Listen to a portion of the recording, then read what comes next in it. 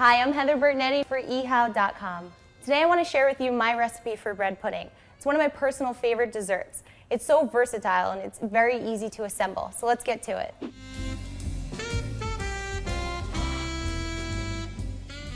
So first I have 2 loaves of what is brioche bread. You can use pretty much any kind of bread that's old or stale.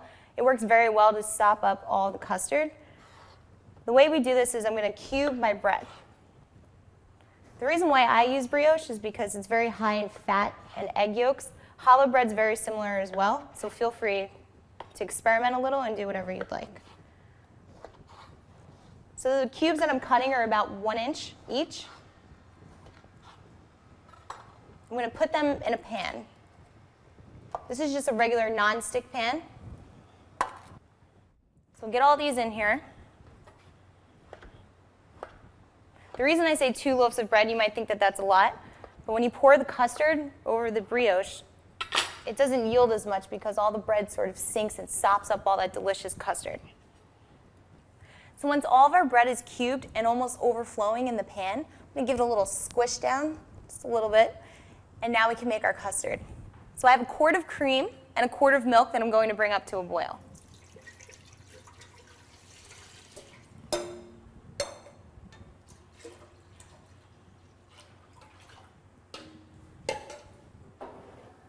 Okay, in a separate bowl, I'm going to separate eggs here. Here's a quick tip for separating eggs.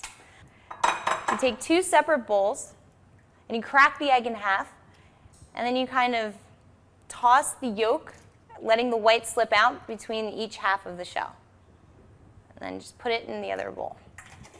Right? So we have our whites in one bowl and our yolks in the other. So the yolk is attracted to the inner part of the shell, so that's what makes it stay in there. So now we're going to combine both our eggs into a bowl and whisk them together with our 1.5 cups of sugar. I've added a pinch of salt to my 1.5 cups of sugar here. I'm just going to whisk these together. Make sure to get all the eggs and the sugar incorporated. So for this bread pudding recipe, I take 1 vanilla bean and I split it lengthwise, and I drop it in the pot. We'll give that a little stir, make sure all the beans come out of the pot. And this is coming right to a boil.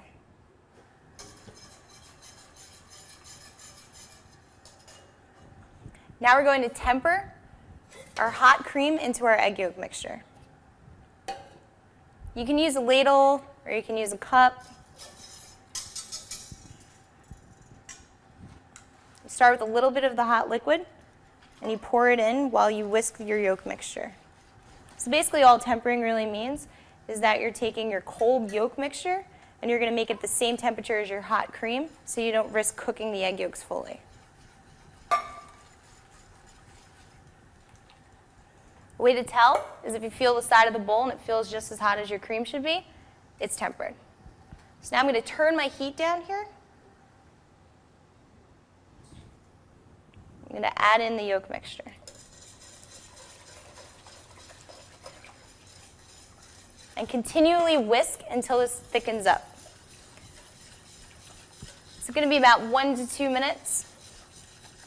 So now that our custard has come to the right consistency, in the pastry world this is what we call nappé. It's a fancy French term, but don't be scared. It just means it'll coat the back of a spoon like so.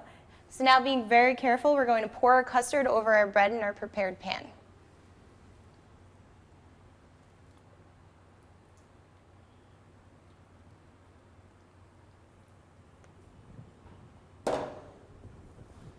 Using a spatula, press the bread into that custard. Make sure it's like a nice even layer and all the bread is coated in. I'm going to top this with some chocolate chips.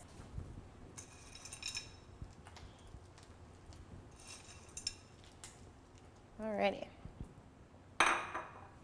And now we're going to pop this in the oven for about 40 minutes at 350 degrees. So now our bread pudding is finished. It looks great. I cannot wait to dig in. I'm Heather Bertinetti for ehow.com.